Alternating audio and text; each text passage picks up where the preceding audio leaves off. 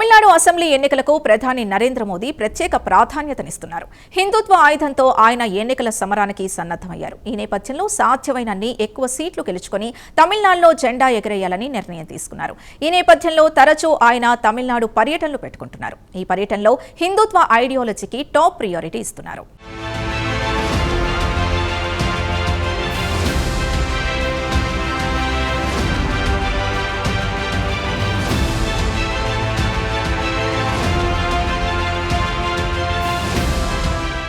April నెలలో assembly ఎన్నికలు జరగనున్న తమిళనాడుపై ప్రధాని నరేంద్ర మోదీ ప్రత్యేక దృష్టి పెట్టారు. ఇందుకు కారణం లేకపోలేదు. తమిళనాడులో భారతీయ జనతా పార్టీని అడుగుపెట్టనిచ్చేది లేదని ఇటీవల డీఎంకే అధినేత ముఖ్యమంత్రి ఎంకే స్టాలిన్ ప్రకటించారు.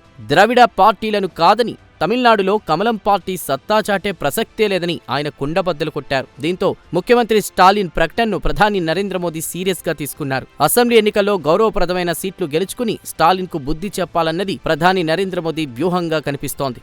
ఇక్కడ ఒక విషయం గమనించాలి. తమిళనాడులో భిన్నమైన సామాజిక వాతావరణం కనిపిస్తుంది. ఒకవైపు ద్రవిడ సిద్ధాంతాల నేపథ్యంలో హేతువాదులు కనిపిస్తారు. మరోవైపు భారీ సంఖ్యలో ఆధ్యాత్మికవాదులు కూడా కనిపిస్తుంటారు. వాస్తవానికి తమిళనాడులో ఆలయాలు ఎక్కువ సంఖ్యలో కనిపిస్తాయి. అంతేకాదు తమిళనాడు ఆలయాలు దేశమంతా పాపులర్. తమిళనాడులో చోళరాజులు, పల్లవరాజులు భారీ సంఖ్యలో ఆలయాలు నిర్మించిన సంగతి తెలిసిందే.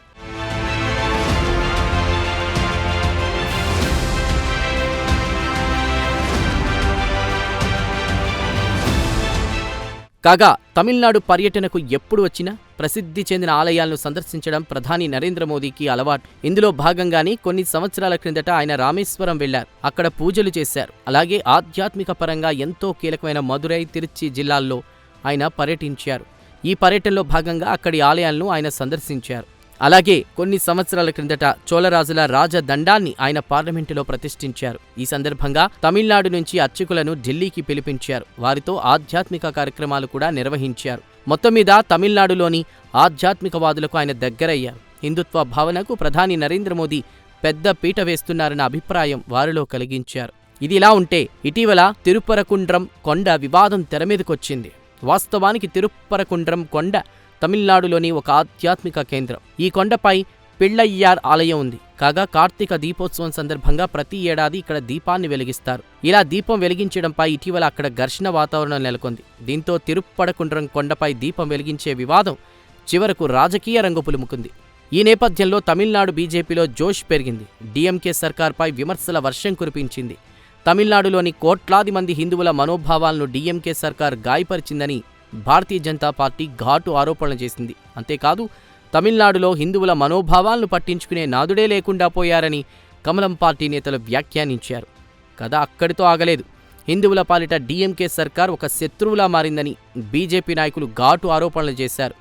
ఈ నేపథ్యంలో మరో నెల రోజుల్లో జరిగే అసెంబ్లీ ఎన్నికల్లో దీపం వెలిగించే అంశాన్ని ప్రధానాంశం చేయాలని కమలం పార్టీ నేతలు భావిస్తున్నట్లు రాజకీయ వర్గాల సమాచారం.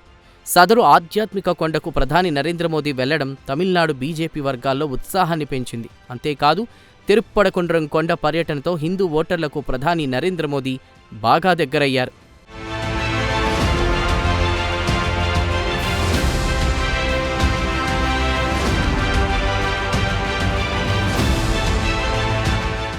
తమిళనాడు వచ్చిన ప్రతిసారి ఎన్డీఏ కూటమి నేతలతో ప్రధాని నరేంద్ర మోదీ ప్రత్యేకంగా సమావేశమవుతున్నారు.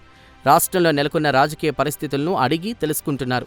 ఏ ప్రాంతాల్లో బీజేపీకి అనుకూలంగా ఓట్ల శాతం పెరుగుతుందో వివరాలు అడిగి తెలుసుకుంటున్నారు. అంతేకాదు ప్రత్యేకించి దక్షిణాది జిల్లాలపై ఆయన ప్రత్యేక దృష్టి పెడుతున్నారు. కూటమి సమావేశాల్లో భాగస్వామ్య పక్షాల నేతలతో మాట్లాడిస్తున్నారు. పనిలో పనిగా బహిరంగ సభల్లో డీఎంకే పాలనపైనే ప్రధాని నరేంద్ర మోదీ ఘాటు ఆరోపణలు చేస్తున్నారు. అలాగే డీఎంకే పాలనపై గత 5 ఏళ్లలో వచ్చిన అవినీతి ఆరోపణలను ఆయన ప్రస్తావిస్తున్నారు. తమిళనాడు రాష్ట్రాన్ని ఒక ఏటీఎంలా ముఖ్యమంత్రి ఎంకే స్టాలిన్ ఉపయోగించుకుంటున్నారని ఘాటు ఆరోపణలు చేస్తున్నారు. అంతేకాదు 5 ఏళ్ల కిందట ఇచ్చిన ఎన్నికల హామీలను గాలికొదిలేశారన్నారు. ఈ 5 ఏళ్ల కాలాన్ని కేవలం కుటుంబ రాజకీయాలను ప్రోత్సహించడానికే స్టాలిన్ ఉపయోగించుకున్నారని ప్రధాని నరేంద్ర మోదీ నిప్పులు చెరిగారు. ఏమైనా హిందుత్వం అనేటువంటి ఆయుధంతో తమిళనాడు ఎన్నికల సమరంలో కమలం పార్టీ దిగుతోంది.